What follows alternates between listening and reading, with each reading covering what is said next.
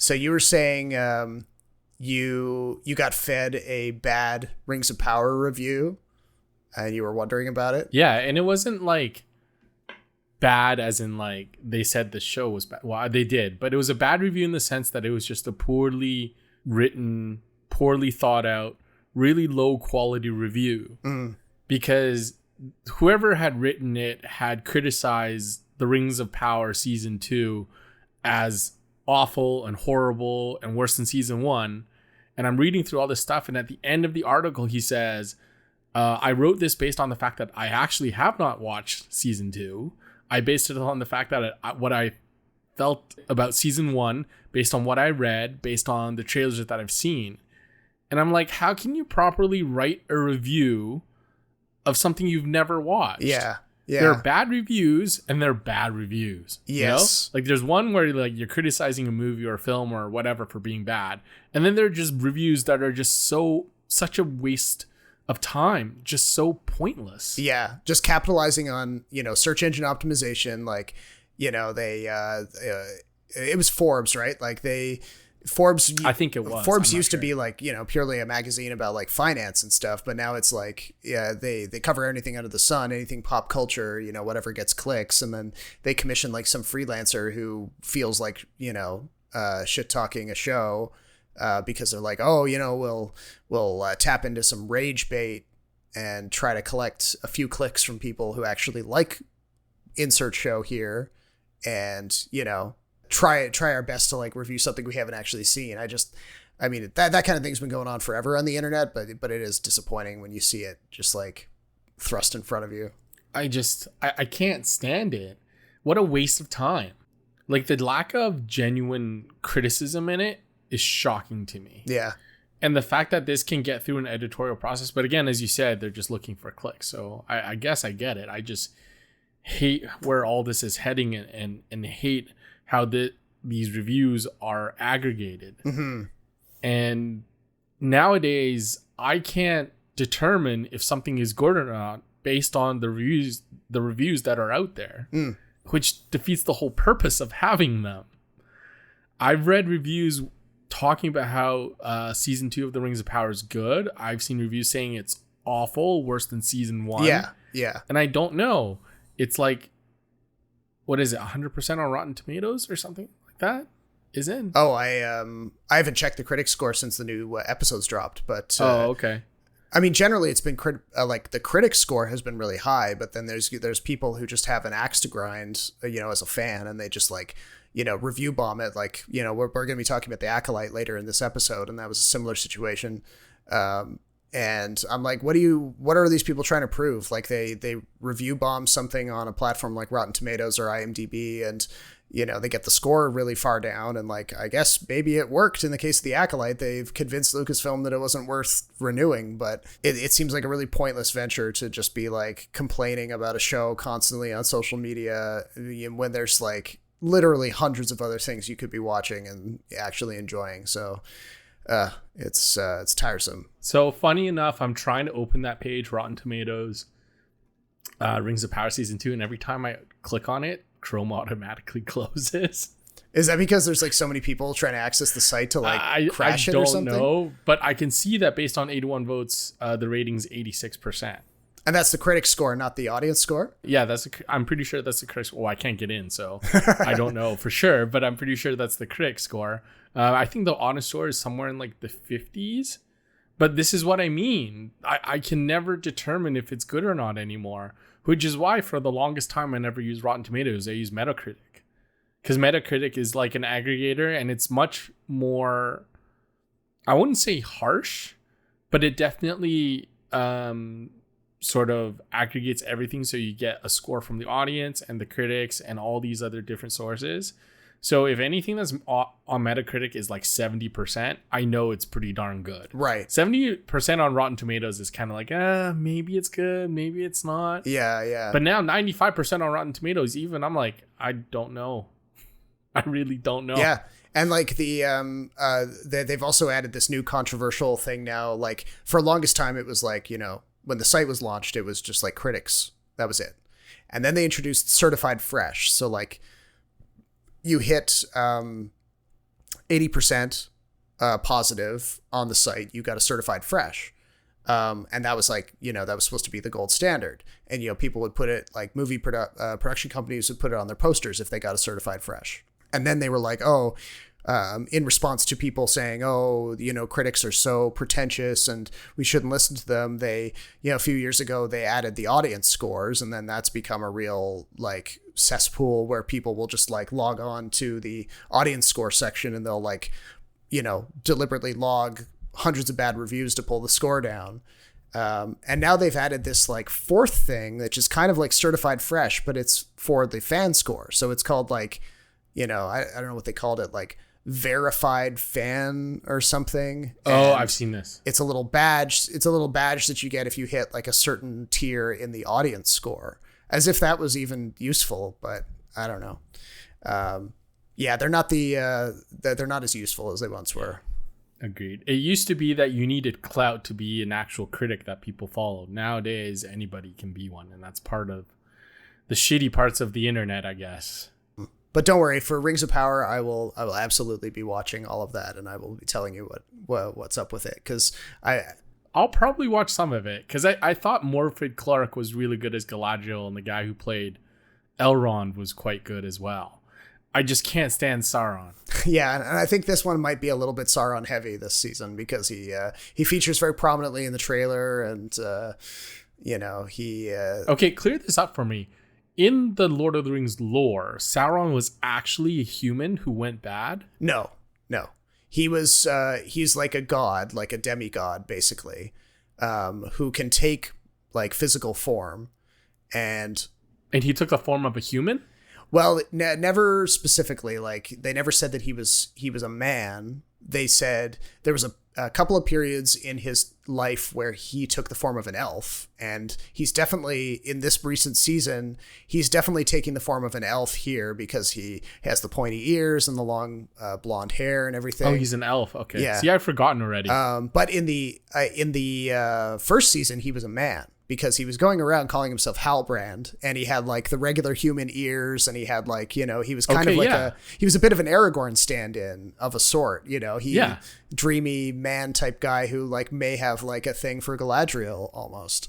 I don't know if I'd call him dreamy, but like definitely like the rugged Lone Ranger type deal. Yeah, exactly. So, clearly, what's his name? Charlie Vickers, who plays him, was probably cast because he looked a little bit like, mid-40s Viggo Mortensen. I feel like one of the reasons they recast Stuart Townsend in the original trilogy was because he wasn't rugged enough. Like, he just wasn't old enough, And I get the same feeling from this guy. I don't get the sense that he's very wise or that there's something lurking underneath. Like, he's almost not creepy enough, And the reveal was stupid. The reveal was a little silly. I mean, as that season went on, there was a few things where they were kind of holding the audience's hand a little bit. And like that speech that he gives was an example of that. And that infamous bit where they like, they show the devastation of what they were calling the Southlands for most of that season. And then they're like, the volcano erupts, and then they're like, oh, Southlands, the text on screen becomes Mordor, and you're like, yeah, no shit, I know what this is. Like, they're being a little bit coddling with their approach on that one, but so I'll as much of a fan of the show as I am, I'll definitely admit that it had a few issues here and there. So we'll see what season 2 has to offer. All right, nice long cold open. Yeah. That's your little Rings of Power preview. We just really jumped right into it. We're back. This is how our conversations usually go anyway. It's like, screw the niceties. What have you been thinking about and watching lately? All right, well, let's kick it off.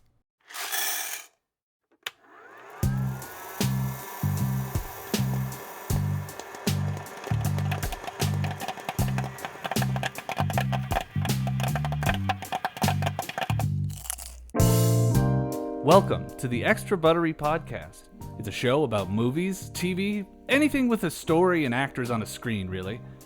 Join Jason Chan and Robert Snow's free-flowing conversation with deep dives into characters and plot with the occasional salty opinion. So get your popcorn, I got mine right here. Let's start the show!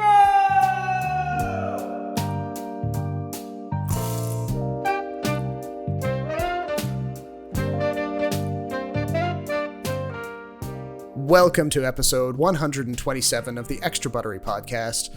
My name is Robert Snow in Toronto, and I'm joined by my co-host Jason Chen in Vancouver.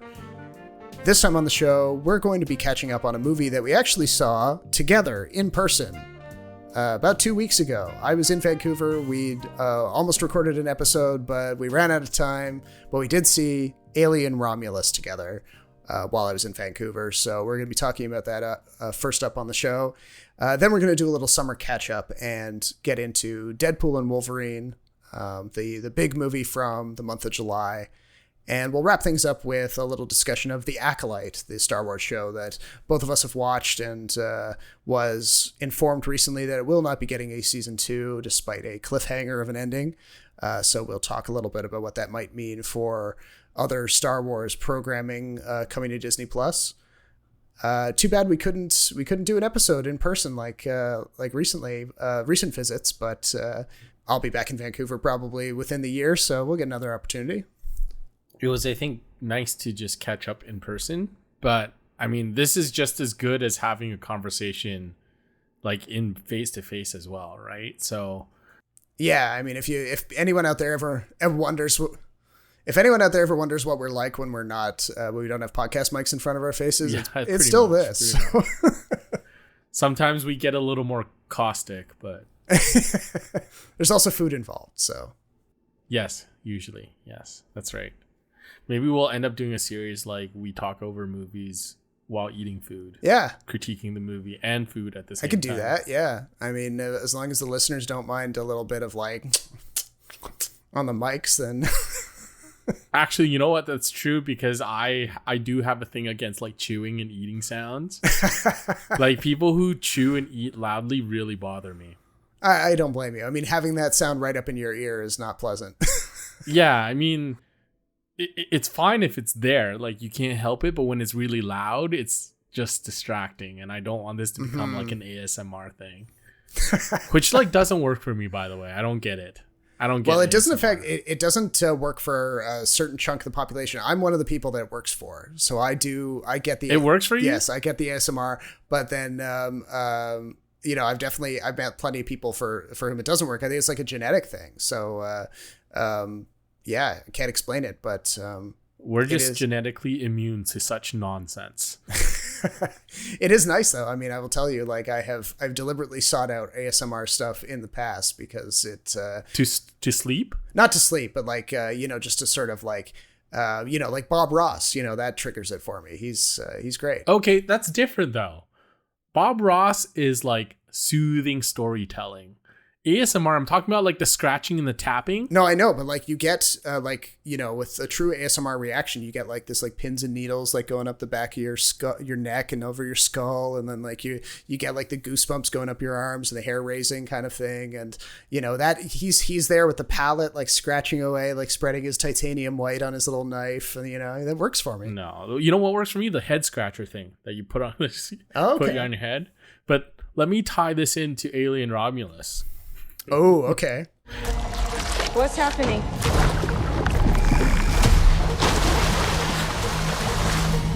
Something in the water. What do you mean there's something in the water? No, there's just something in the fucking water. So, because you get the goosebumps and the tingly stuff. Yes. I've always felt that the Alien movies really work because of the lack of sound.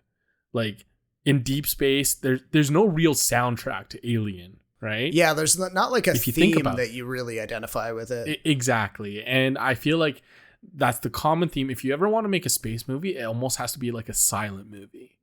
Once you introduce like an orchestra into it, it's kind of like shattering that suspension of disbelief. It's like, where's the orchestra? Even though you know it's music for the movie. Like Interstellar kind of does this, but they do it to like great effect because there are long parts of the movie where there's no sound. And like when you get like into the orchestral stuff, like you are basically creating a space opera, which is what Star Wars is. So yeah, it's a very different sort of genre. So I just want to start off because you just saw Alien and Aliens recently. Yeah. And tonally, they're very, very different. Yes. And now that you've seen Alien Romulus, which sort of alien genre do you prefer? I mean, between Alien and Aliens, I liked Aliens a little bit more. partially because that's the more action it's more action oriented. The first Alien, I mean, after the way, like, you know, I've watched Prometheus and Alien Covenant. They were the first in the series that I ever watched.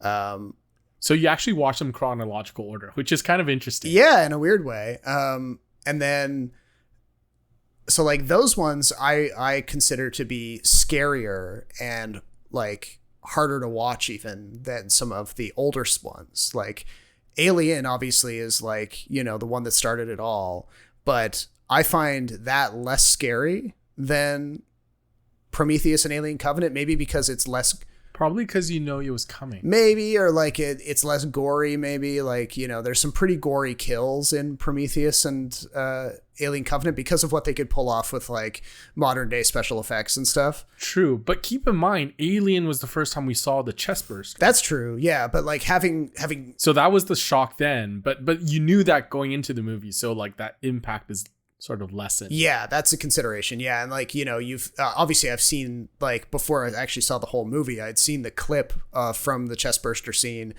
countless times, you know, edited into YouTube video essays and things like that. So I mean, I knew the way it looked, and I knew when in the movie it was going to happen based on, you know, the pacing of it. So, but then, you know, back to your original question of like, you know, which I liked more. I think I liked Aliens more because it was a little more action oriented. I found parts of Alien a little slow, you know, some of the, for sure, the slow pans through the spaceship, which at the time were like, you know, people found very spooky, but like now felt a little slow to me. I think even Ridley Scott, you know, in his director's cut from the early 2000s, he cleaned up some of that stuff and shortened it because I guess he was trying to make a version that was more, you know, in line with how he would cut it today. Yeah. Say what you will about, you know, whether that's a good idea or not. So then, but then Alien Romulus is interesting because it sits chronologically in between the first Alien and Aliens. So a lot of people have pointed out in their reviews of Alien Romulus that like it can often feel like it's a bit of a slave to the scenes that we recognize from those first two movies. And there's a lot of callbacks, a lot of fan service, and that didn't work for a lot of people. And on the whole, I still liked Romulus. I didn't find it very scary. No, at no point did I get like jump scared or put like a shirt over my eyes. Something that I've noticed, you know, having watched a fair number of them now, the only two now in the series that I haven't seen are Alien 3 and Alien Resurrection. You can skip Resurrection. Yeah. Yes. Okay. The one thing I have noticed is like the more of the xenomorphs that are on screen, the less scary they are.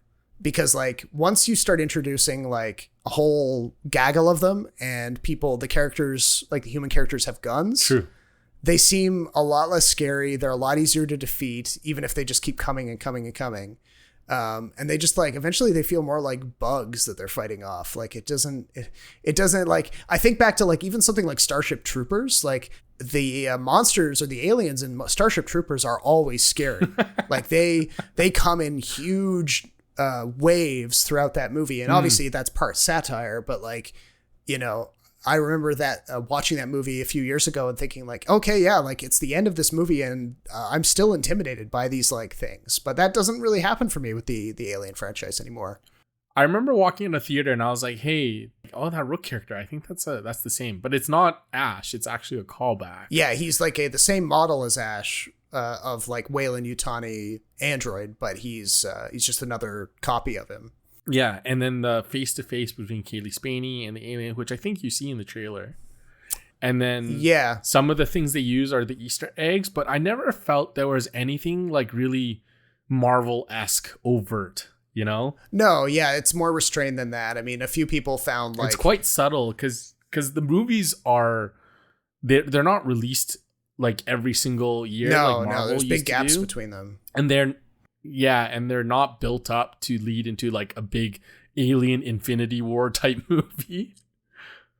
So I didn't mind those. I don't think it took anything away from the movie. I really enjoyed Alien Romulus, actually. Yeah, I mean, like the confrontation at the end Well, I guess we should do a little bit of a plot summary because we've been talking around it, but should we? But we always kind of just skip it. We just get right into I mean, it. so I'll go super quick. Just like, I mean, if you've seen an Alien movie before, you probably know the drill. You've got a group of humans who now who are caught in some claustrophobic ship or space station or planet that is not working correctly. They are cut off from help, and they're facing off with a big black violent xenomorph alien, and they have to try to survive until they can find a way out.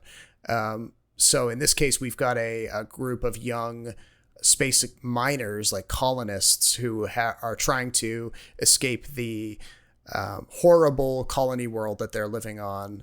They've been basically locked into a form of indentured servitude by the Weyland-Yutani Corporation, and they are pursuing an opportunity on a derelict space station that's floating above their planet. They believe that if they can break in and steal some hypersleep pods, they can put themselves down for a long nap aboard their spaceship and survive the long trip to a better planet that actually has sunlight and maybe more opportunities.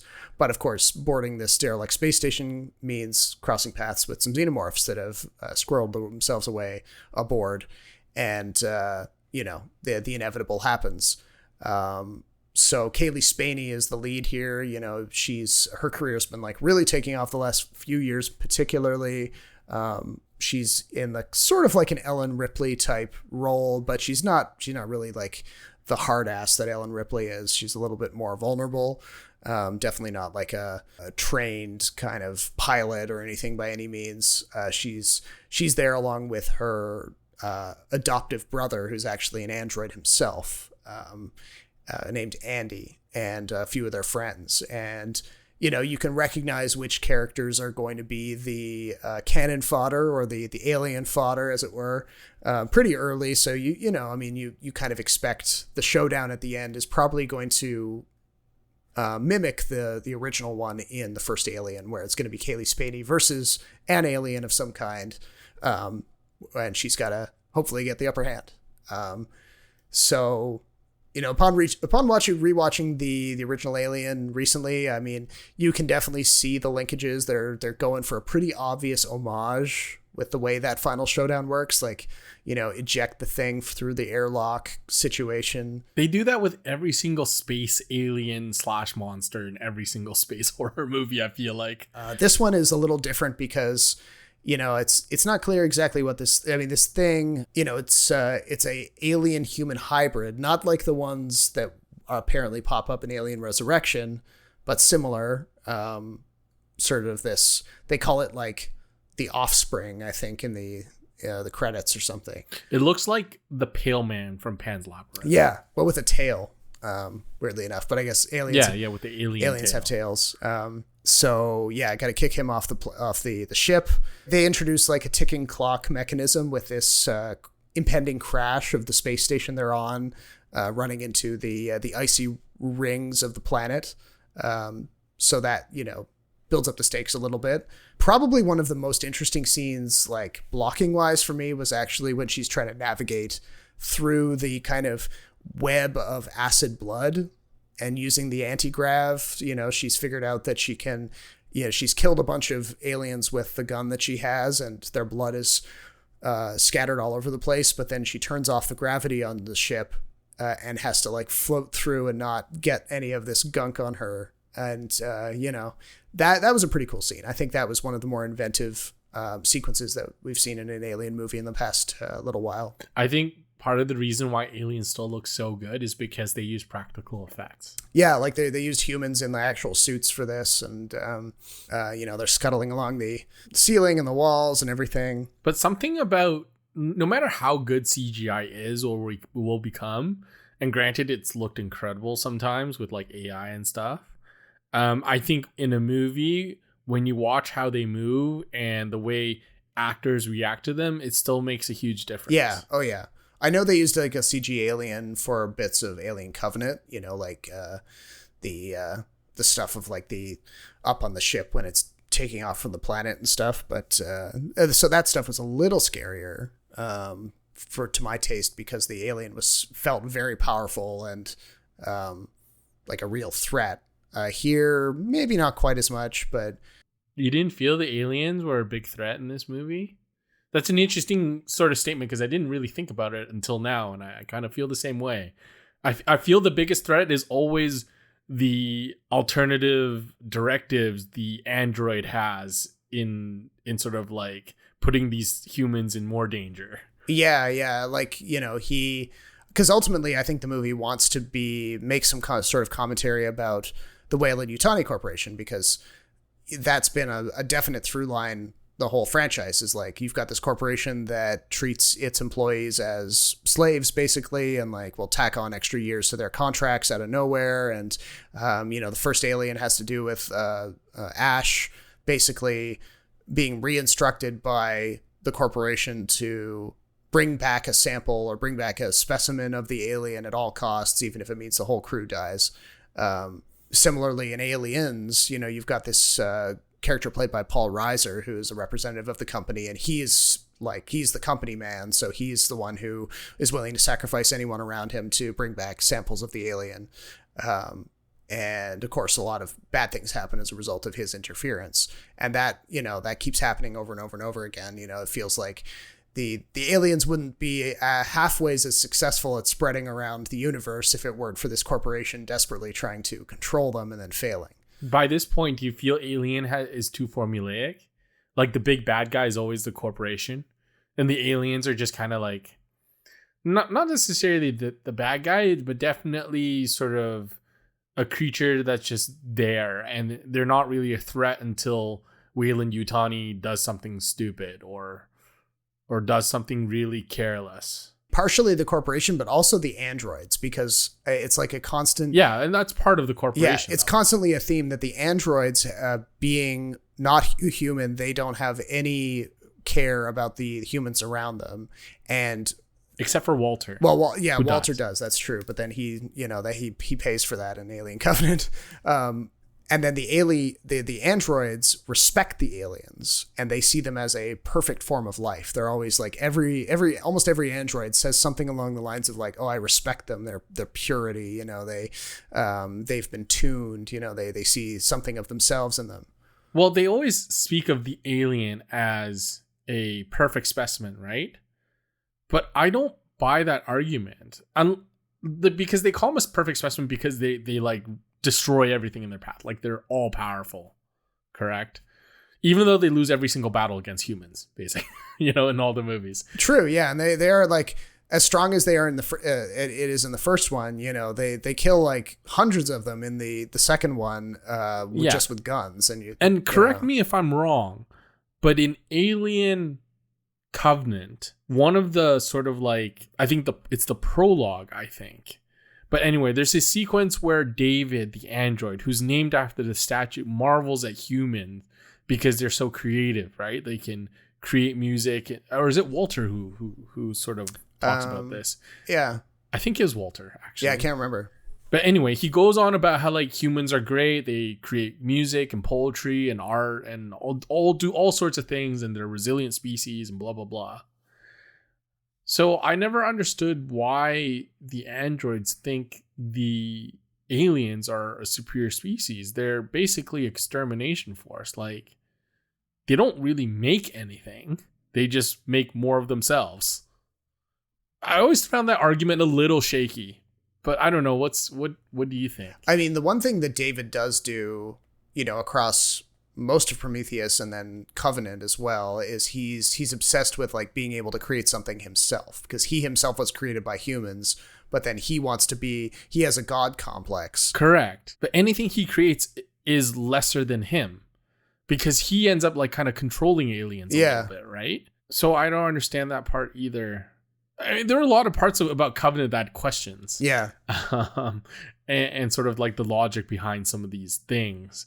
It was just something that I always felt incongruous to the rest of, you know, the species. Like Weyland going to see the engineers to see how he could live forever makes sense to me. The android and the corporation wanting to create more aliens or even study them because they think they're superior species doesn't make sense to me. They're parasite. Well, I guess that's how you know you're not an android. You can't understand their motives. I guess, or I don't appreciate them as a superior species as the androids and Wayland Yutani does. I that part I don't quite get. I would buy their argument more if they felt that they were the strongest species.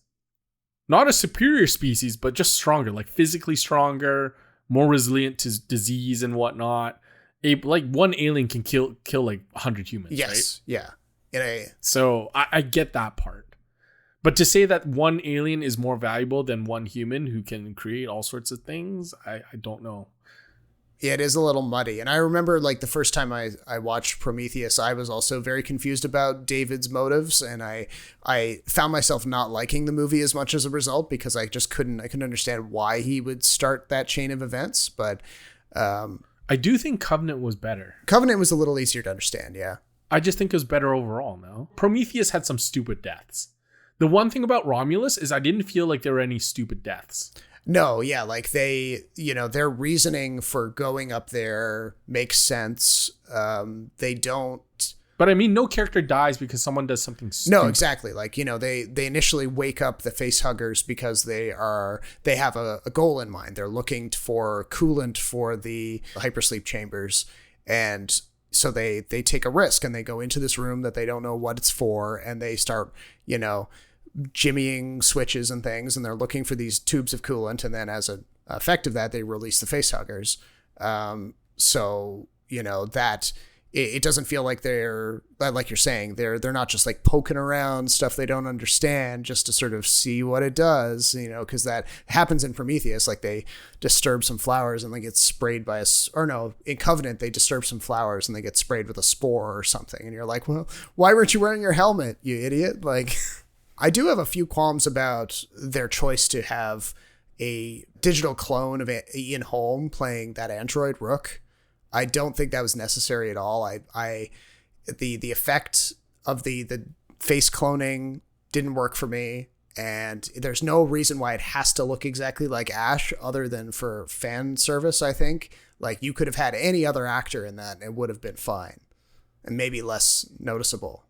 But the idea was that the androids is the same gen. Sure, yeah. I mean, I know, like in universe why it would look like him, but I also think like the drama of it would have been unchanged, and maybe you would be a little. I would have been a little less weirded out by having an actor who died a few years ago be resuscitated for the sake of See, I had forgotten that Ian Holm passed before the release of the movie. So, but I will say that the CGI for the android, I didn't mind it, even though it didn't look human at all, because I knew it was an android, so it worked. True. Yeah. I mean, if you're gonna do it, I guess this sort of character would be the easiest one to pull off in terms of like suspension of disbelief. So. So I thought Kaylee Spinney was great. I think she's a great actress, and she's very different from Sigourney Weaver. But now that you've seen both, do you prefer one over the other? That's a good question. Ellen Ripley is really cool. I mean, there's a reason why she's in like an iconic sci-fi character. Sigourney Weaver, made that character her own, and she ran that franchise for a while. And I think it's telling that like. Arguably one of the most recognizable female superheroes out there. And I think it's telling that following Alien Resurrection, they've never returned to, with the exception of Michael Fassbender and a little cameo from Noomi Rapace, they've never really returned to another character to lead, to go over multiple sequels the way they did with Sigourney Weaver. It's her franchise, yeah. Yeah, they've yet to find a true replacement for her, is essentially what I'm saying. But yeah, I'd be happy to see another one with Kaylee Spinney in the lead. I think, it'd be cool to see where her character ends up. Like, if she makes it to that paradise planet that she's trying to get to, only to find that it's crawling with more xenomorphs. It always seems to be the way it happens. I agree. It's always, the setting is always the same, some sort of like spaceship or space station, isolated in space. they go to a planet, or maybe the xenomorph is already on board or something. Someone gets infected and blah, blah, blah, blah, blah. Would you be interested in another one with Kaylee Spaney, or do you think the series is better when it follows a different crew every time? I mean, I'm interested in her work, so I definitely wouldn't mind seeing her come back. I just feel like, where do you go from here? Yeah. That's my question. Like, how do you make this series more interesting other than having a different xenomorph? Yeah. One thing that kind of springs to my mind is like, it would be cool to go back to the headquarters of Weyland-Yutani. Like, fair. You know, we know that Weyland died himself in during the events of Prometheus. And the corporation has always been lurking in the shadows of everything that follows after that point. So like, wouldn't it be cool if like they go to like whatever planet is the headquarters, if that's Earth or if that's some other place, and like they have a xenomorph outbreak there, because it feels like Weyland-Yutani needs to pay for some of its crimes. I would be interested to see like another sequel with David and Catherine Waterston, because that story was kind of like definitely, in my opinion, the biggest cliffhanger in all those Alien movies. Yeah, and I think Ridley had an idea for it. He just Covenant didn't make enough money for Fox to really immediately greenlight it, and then Fox got bought by Disney, so they just everything kind of went on ice, partially due to the purchase of the company and then COVID and blah blah blah. So that's kind of how we ended up with Romulus. Anyway, okay. Deadpool and Wolverine, now that you mentioned Disney. Yeah, Disney. Oh, always Disney is everywhere. And, you know, this was a big move for them, you know, that were they going to buy the characters from X-Men and Deadpool and allow them to be themselves in a big release, and turns out that they did. This is what I'm talking about. Big slow motion action sequence. Who knows if you live or die? Let's fucking go. Let's fucking go. I had like very neutral expectations going into this movie. I remember not being a huge fan of either Deadpool or Deadpool 2. I watched them. I had a decent enough time with them, but I wasn't like, you know, over the moon about them. So I was just like, oh, okay, they're making a third one. Fine. Oh, well, Hugh Jackman's back. Cool. All right. Interesting. How are they gonna work him in after, you know, publicly doing the whole Logan situation and having him retire the character, et cetera, et cetera. But I mean, I shouldn't have had any questions, because they addressed that, you know, in the very opening scene of the movie. What did you think about the way they did that, where they brought Hugh Jackman back in? I thought it was great. Like, as a movie, I didn't care for the plot. It was a little generic. What I thought was the best were the characters and sort of the callbacks to all these different universes. With, like, as a comic book fan, it was just kind of cool to see all the different Wolverines and stuff. Hugh Jackman will always be Wolverine to me. So it was nice to see him come back. And I think just this whole franchise, this Deadpool franchise, has always been about the gags and the visual gags, the comedy of it. So, I mean, if you're looking for a good time, for some laughs, I think it's fine. I just don't know if it's something I'd rewatch again, because to me, the Ryan Reynolds jokes get kind of old. It is a little juvenile in some ways, the humor, I mean. Yes, yeah. I think you can only make so much fun at Disney and all this stuff. Sometimes it feels like low-hanging fruit. It does, yeah. Because these are safe jokes to make about how Disney's dumb, they screwed everything up. Jokes about sex and drugs are always funny. But it's never that clever to me.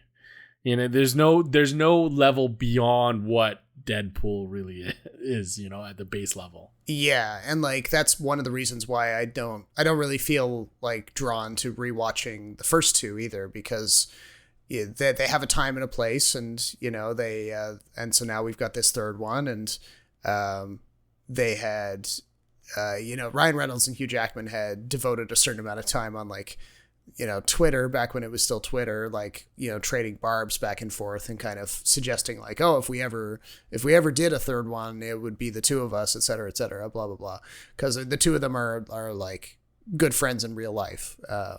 So that's like a funny little detail that kind of backs up the on-screen stuff. But yeah, you're right. The plot in this one, I mean, it feels kind of like something that you would find in any other Marvel TV show episode, like just kind of stretched out a little bit.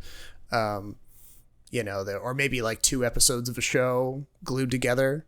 The main villain, played by Emma Corrin, was interesting. I understand that she's well known to like comic fans. This like sister of Charles Xavier, very powerful, obviously, but the final showdown with her it wasn't much of a showdown. They just had to like be the best of friends and touch each other while, crossing the streams.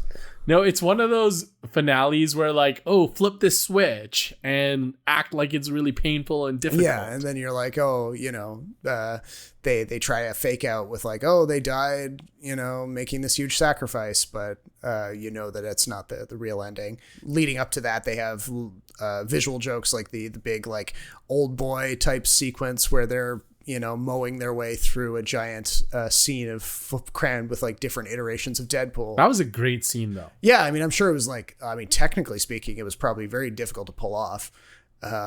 And you get to see Hugh Jackman going like fully feral as Wolverine and all sorts of different bits of choreography. So that's great.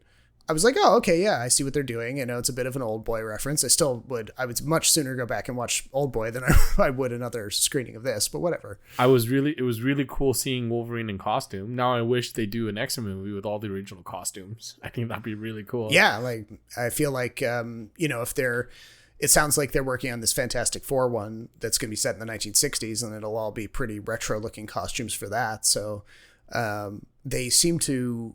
The casting for that, it looks I mean, if there was ever going to be something that piqued my interest to like watch another Marvel movie, it sounds like that. It's pretty solid casting. So then, they know that there's a taste out there for people to see these characters in live action wearing retro costumes. So why not do it with the X-Men? Feels like could be good. I guess you did get a taste of that a little bit in the First Class a little bit generation of X-Men movies, but they moved a little fast with that. They kind of like, well, they did it at the very end, right? They started out with some yellow outfits in First Class, and then they kind of, it's almost like they moved more into like the Bryan Singer stuff by the time Apocalypse came out. Yeah, I mean, this is a really big movie for obvious reasons. I think Ryan Reynolds is like a master at marketing. Like no one does this stuff better than him. And I feel like part of the appeal of Deadpool as a franchise as a whole is the sort of the hype around it, how different it is to the rest of the Marvel movies, and the build up to it with Ryan Reynolds. Honestly, like when he says he's born to play this character, he's not wrong. No, yeah. He truly embodies this Deadpool as like a sort of character driven plot story. From that angle, I feel like it might be the weakest. Yeah, I mean, yeah, they were trying pretty hard to kind of make you sympathize with this iteration of Wolverine, making him to be a failure in his universe or whatever, and trying to redeem him. That was kind of the dramatic arc. There was the stuff with like... It says dramatic arc for Wolverine every single movie, eh? And they tried to do one for Deadpool too, but that just didn't land for me. Like his regret over what was happening to his universe and the stuff that the Matthew McFadden character was saying about like the timeline degrading. I know they'd gone over stuff like that in Loki, but it didn't really make sense to me in this version. Like I didn't understand why. It's not supposed to make sense, Robert. I know, but like, although I have to say I love Matthew McFadden as Mr. He's Paradise. good in that character. Yeah. I mean, he's definitely tapping into, he's just good in general. He's tapping into his Tom Wambsgans side a little bit. Yes. For that character. So that wasn't bad to see, but The stuff about like the degrading universe, I was a little confused by, and all of that, but not that it matters terribly because it's ultimately a Deadpool movie that's always going to be laughing at itself. So, but I don't know if they do a fourth one? Do they, they've hinted that like this version of Wolverine is now canonically like hanging out with Deadpool in his universe. But I mean, Hugh Jackman is like, what? Is he 60 yet? I don't know. He's not going to want to do another one. He doesn't look like, he doesn't look his age, I will say whoever is the next Wolverine, I feel for that guy. Big shoes to fill. Well, we know it's not Henry Cavill. Yeah. I feel bad for Henry Cavill. I think he can be cast in so many good films. It's just the films kind of fail him. Yeah. Man from Uncle's, I to this day still contend could have been a big franchise. Oh yeah. Yeah. I mean, Armie Hammer would have kind of had something to say about that, but yeah, I mean, I still think other than Christopher Reeve, he's the best Superman. Which brings us to the Acolyte. Yes. The Jedi justify their galactic dominance in the name of peace. But that peace is a lie.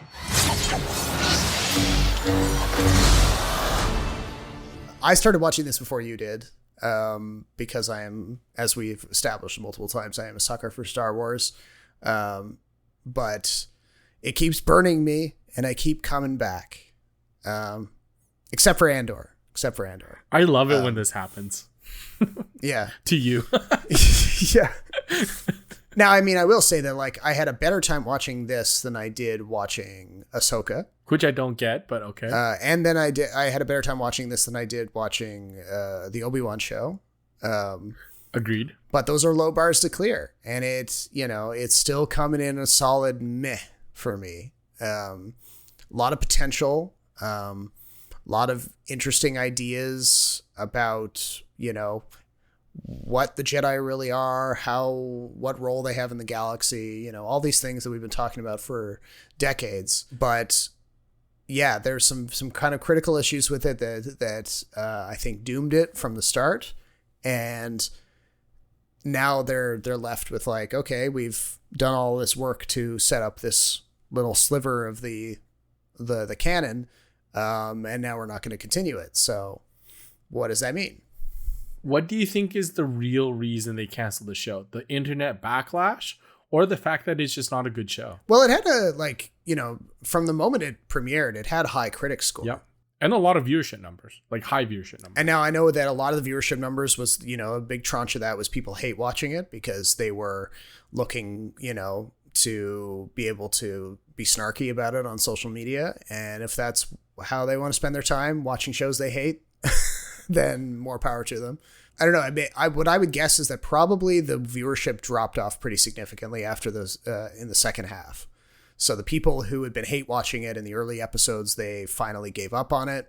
And then Lucasfilm was like, oh, well, all we have left are the 50% of the audience that legitimately like it. And I mean, if you scrolled around enough on the internet, you could find little communities of people who love this show. They had the hots from Manny Jacinto. They were posting all kinds of like drooling videos about how dreamy he was and all the shirtless pictures and everything. And people who were all in on the twin sister drama stuff, and they thought Amanda Steinberg was great and all this stuff. But I mean, if you had to ask me what went wrong with the show, I would say, unfortunately, as good of an actor as Amanda Steinberg can be, I just didn't think her character worked, or her characters. I just don't think. I totally agree with you on that. Like, one. I would have been so in the tank for this show if it had just been about the Jedi, doing an episode like a case of the week structure. Every episode was a different thing that they were investigating, and then in each episode they were leaving little breadcrumbs about the character played by Manny Jacinto, like this evil that's always haunting them. They can't quite figure out what he is, blah blah blah. They have the showdown with him midway through. You still get that big lightsaber battle. He goes off into the shadows, but I think they could have done a better job of talking about the rot that was setting in the Jedi by doing it in a little bit more of a subtle way than having it entirely hanging upon this relationship between Sol, the Jedi played by that Korean actor, and the Amanda Steinberg characters, because the dynamic didn't make any sense. His like paternal kind of feelings towards them felt totally out of pocket, and I just didn't buy the animosity between any of them. And when she does the heel turn in the final episode, I was like, where did that come from? It felt like a Daenerys Targaryen moment from the last episode of Game of Thrones. Agreed. I agree. I like your idea about having a Mystery of the Week episode with the Jedi. That makes a lot of sense. So I should also add, like, kind of related, over the past few years, the original trilogy or prequel trilogy has been received quite differently, especially The Phantom Menace. Yeah, like Gen Z has been very excited about that, rediscovering it and blah, blah, blah. Hey, preaching to the choir, always been a fan of Hayden Christensen as Anakin. We've been through this. Yeah.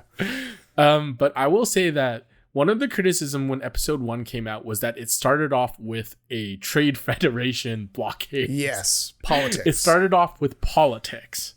Now, Star Wars has to decide if they're marketing the show towards kids or adults. I think the reason why Andor ended up being so great is clearly it's an adult show, whereas Obi-Wan was clearly a kid's show. The Acolyte is trying to mix both, and you can't do it. So the Acolyte had the political stuff. I think that stuff is intriguing. That stuff appeals to me. That stuff is the type of Trade Federation stuff that would interest me more as an adult, a fan of Star Wars. And I think it can go a lot of ways. I do think one of the best parts about Star Wars lore is that the Jedi were always seen or always portrayed to be the good guys, when really they're not. They're a bunch of kooks. And I mean, this show leads hard into that. They right. Arguably it makes them look like total idiots because they're always caught unawares, unprepared, and they get their asses handed to them in every fight. Yeah. And Venestra is sort of like the one that moves the needle for the Jedi, right? Whether or not they're bad guys or good guys. I thought she was super undeveloped and underused. She had no intrigue whatsoever, even though she was arguably in the most position of power. Yes, she is like the most senior person of the Jedi on this show, with the exception of Yoda, who only shows up in the final shot. Which, again, we'll get to that, but that was stupid. It was stupid. Yeah. That's as stupid as Luke showing up at the end of Mandalorian season 1. Agreed. I hated it so much. Yes. But that also makes me a bad Star Wars fan, apparently. Only if you talk to a certain type of fan. But Vernestra is like, she's an interesting character. From what I understand, she has a huge backstory written out in Star Wars novels. There's like 5 novels about her and comics and all this stuff. So like, if you're the type of person who reads all that stuff, then you know all of everything she's done, all the adventures she's been on, which is great if you're one of those people. It doesn't help me very much. And yeah, you do find yourself when she shows up in these episodes, you're like, oh, well, why can't she get to this planet sooner so we can see her in action? It was like they were withholding her from us. And, you get that one scene of her using her light whip and you're like, when is she going to get into a fight with someone with that thing? And you don't see it. And now we never will. But it's the same with Indara, played by Carrie-Anne Moss. Super underused. Yes. Yeah. And you get this, they help you understand the maneuvering that they're doing to remain relevant on Coruscant, and they understand that their position is tenuous amongst the other elites, in the Republic, and you're like you're saying, you're getting tastes of the kind of intrigue that we would see in Andor, but then they pull back, and it's like, oh no, we gotta have a little like dreamy scene between Manny Jacinto and Amanda Steinberg for a little bit, and or, we got to have Amanda Steinberg talk to herself in a couple of scenes and do some awkward fight choreography to, convey the fact that she's playing 2 different characters. I do agree with you that the twin storyline was not handled well. I hate the fact that structure-wise, they explained the flashback in one way and then did another entirely, did the same flashback again in like the penultimate episode. and then showed the parts that they were hiding. Yes. This to me is lazy. Yeah. This to me is really poor structure. It looks like you're trying to stretch a story into too many episodes. Yeah, because fundamentally we like, even though we see how the Jedi kind of instigated an aspect of it, by showing up on an unwanted in that compound, et cetera, the character played, the evil twin, whatever her name was, still set a fire that then like spread through the compound. So she's still complicit in some way. And then the show tries to like redeem her in the end and make her the good twin all of a sudden. And you're like, wait, what? And, and then the good twin becomes the evil twin. And again, you're like, wait, okay, you've had like half an episode to build up to this, this heel turn. I just, it felt way too quick. And even on top of all that, like they're like, oh, okay, now Soul gets killed. And you're like, okay, that's also feels very rash and kind of not justified. Yeah, I never understood that. Yeah, I will say this. Let me ask you this though. Okay, do you think this story would have worked if there was no twin? I think so. Yeah. It would have been the exact same thing. In my opinion, you didn't need a twin. Just made her go from good to bad. That's all you needed. You didn't need to go from good to bad and bad to good. You didn't need to swap places at all. And maybe they had a grander scheme for season 2 and 3 and beyond. We'll never know. But to me, they pulled double duty and they tried to use the twin thing as a level of intrigue that to me never worked and felt unnecessary and extra. That I remember thinking though at the time, I was like, okay, so do you remember that, the classic scene from A New Hope where Luke meets up with Obi-Wan in his hut? Obi-Wan saved him from the Tusken Raiders.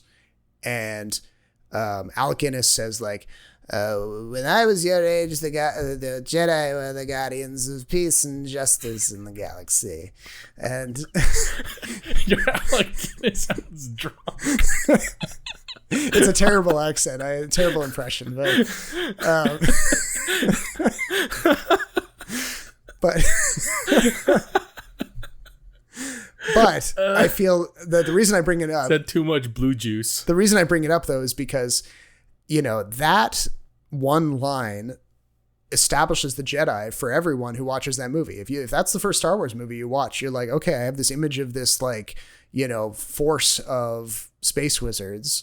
And we have never, ever seen the Jedi be the guardians of peace and justice in the galaxy. They are always screwing things up, being outfoxed by villains, by, regular stormtroopers are able to kill them in the Order 66 scenes. The franchise as a whole has been taking pains over the years to kind of make them look like everyone's always got the drop on them. And I was kind of hoping in this show that we would finally see like the Jedi start out at a good place, like live up to that picture that Obi-Wan paints, and then get progressively worse and eventually get to the point where like Sidious is able to defeat them in the prequel stories. My counter argument to that would be they do that, except it only happens in books in the Clone Wars TV show. That's fair. Yeah. And I would also argue that actually they tried to do that in The Phantom Menace, where they actively tried to broker peace with Naboo and protect the people in Naboo. Right. Okay. So yeah, that's the tail end. Sure. They screwed up, obviously, but because they allowed a freaking 11-year-old to fall in love with the queen. Yeah. So I mean, they do try. I think in the Clone Wars they do try to rectify that problem, but again, to your point, like the rot had been set in so much. And then, Vernestra doesn't know what to do. So she goes and, she's like, so she lies. She lies. And then like, which, okay. Very intriguing plot point, but very poorly built up and also underdeveloped. Very delivered in like quick exposition dumps. And you're like, oh, okay, that's a lot of information. I thought this show was over. Okay. And also like, okay, all right, we're going to cover this up. Okay. So the Jedi just all agreed to go along with this. Okay. Yeah. All right. I get it. Okay. She has a twin, and good becomes bad, bad becomes good. Oh, okay. Oh, mind wipe, memory gone. Oh, okay. Yeah. All right. New That force happened. power. That's convenient. Yeah. Oh, okay. These witches just somehow, like apparate here and there, and there's this coven, and I have no idea what they're about. And the head witch is feuding with the sub witch, and apparently they're in some sort of relationship, but not really. And there's this immaculate conception, and they're all mothers, and they're supposed to. There's all these rules about how the Jedi can just kidnap kids, and force them into being Padawans. And there's this weird test that they have to pass, but some Jedi Masters really want to train them, so they help them cheat on these tests. Yep. It's like everything just kind of is confusing. Yeah. And then finally the Vernester's like, well, I'm done kind of covering all this stuff up. Time to go make Master Yoda complicit in the whole thing. And tell him what's going on. I made all these moves, and not even the worst cameo in that show. Well, do you think the Plagueis one is worse? Oh my God. I laughed so hard when he showed up. Well, I told you that he was coming, so you knew who he was. I know, but I didn't think it was going to be that stupid. It's such a kidsy. It's a peekaboo thing. No. You ever seen Scary Movie? Oh, well, yeah. Like with the guy in the white mask? Yes, sure. Okay, the comedy movies, right? The Scary Movie? Okay, it's like a page from that book. It's like, peekaboo, I'm going to come out from this cave. Yeah. Oh no, I'm just going to climb back in and scuttle. This is arguably the darkest, most sinister, most evil Sith Lord ever. And you make him a puppet hiding in a cave. It's not even from like a shot from behind like Yoda, where it's like brooding and sinister and kind of mysterious. It's like this guy peekaboos a bit. You see his entire face. Yeah. And he hides back in. And he looks like a fucking bug. And so like... Who's afraid of sunlight? And then everything that people, they did that, what was it, episode 7 or something? And then that's all people could think about for weeks, for like 2 weeks until the finale was done. And you're like, oh, okay, what does this mean? Like, are you just putting this character in here because you know that he's recognizable and we haven't seen him on screen before, and you're just gonna like have a bunch of people like kind of buzzing about it for a little while? Like, it doesn't, because I can see kids going crazy like, oh my God, it's Darth Plagueis, did you see that? And meanwhile, as an adult, I'm going like, dude, like, I don't even know the kids would recognize him because like, fair enough, because he's not built up in the other. Well, no, because they talk about him in that famous speech with Palpatine, but then you would have. But that's not in the new trilogy, right? No, and then you would have to have known that the species that he was canonically based on the novels, and you would have had to do some reading on like Wikipedia and stuff to have that background to be able to recognize as like, oh, there's a guy from that species and he's wearing a black cloak and he's got yellow eyes. Like that's who it is. Okay, so two things I want to point out too. Manny Jacinto. Yes. I think he was great in the show. Like I didn't think he had a lot to work with, to be honest, but I thought he was good. The problem with him is that I think of The Good Place every time I see him. I half expect him to break out some story about Pillboy and being a monk in another life. Or like talking about the Jacksonville Jaguars. It's hard to see him in a different role. It's like comedic actors transitioning to drama is very difficult, but not so much the other way around, right? So no, it's kind of it's a slightly unfair kind of thing that they have to battle against. But I mean, I'm happy to see the range from him. I think it is very cool. He was definitely a highlight, and the action scenes he was in were all like really well choreographed. You really sensed the kind of how lethal the character was, so that worked. And so that was like an example of something that, like, for all the good that he brings to the show, you've got all this other stuff that's dragging it down. So that's how you end up with this meh kind of overall vibe from it. Second thing I want to point out: best lightsaber battles in arguably the entire universe of movies and TV shows. But let me ask you, when a Jedi turns Sith, does their lightsaber actually turn red? That's been introduced in like some of the later stuff. Like they talk about like bleeding the kyber crystal so that whatever color they had. I thought it was just a red kyber. No, they kind of introduced that in the last few years. Like, that was a very interesting effect. Like when she uses it and it's like the red and the blue are fighting against each other. That was really cool. They started doing that recently. Like the old lore was like, you know, when you became a Sith, your master would show you how to make a red kyber crystal in like a furnace or something. But lately they've been doing it like in the game, like one of the games recently had the scene like that too.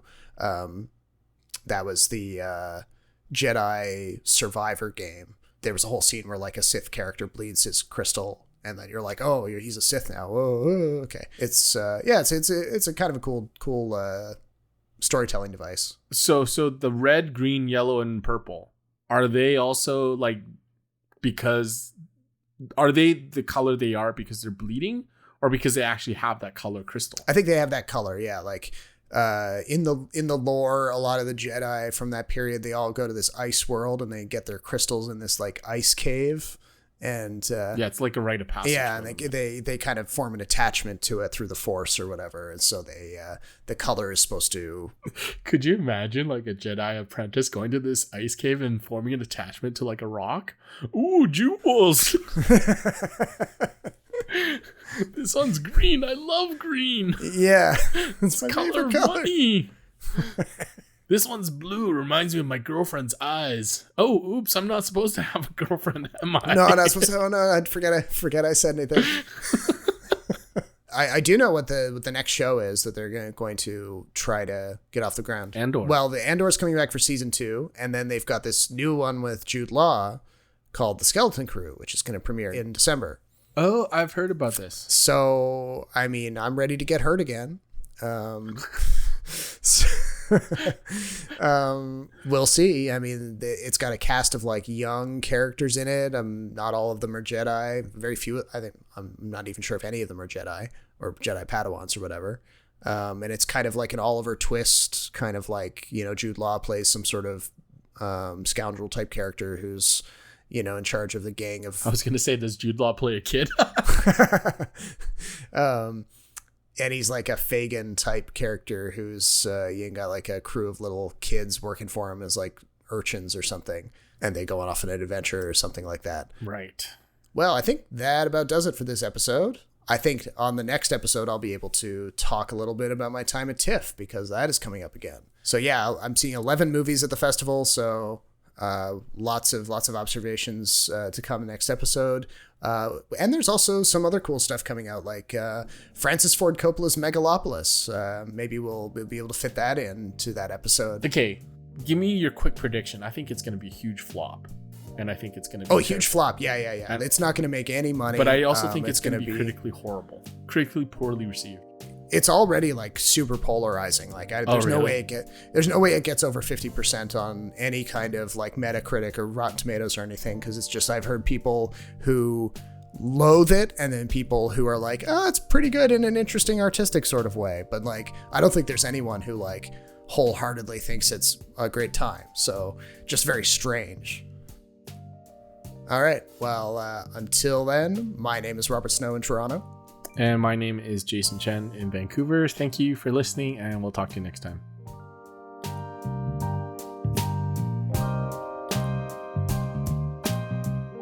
The Extra Buttery podcast is written, recorded, and produced by Jason Chen and Robert Snow. Thank you for listening, and don't forget to rate and subscribe on the podcast platform of your choice. And remember, popcorn is always better with extra butter.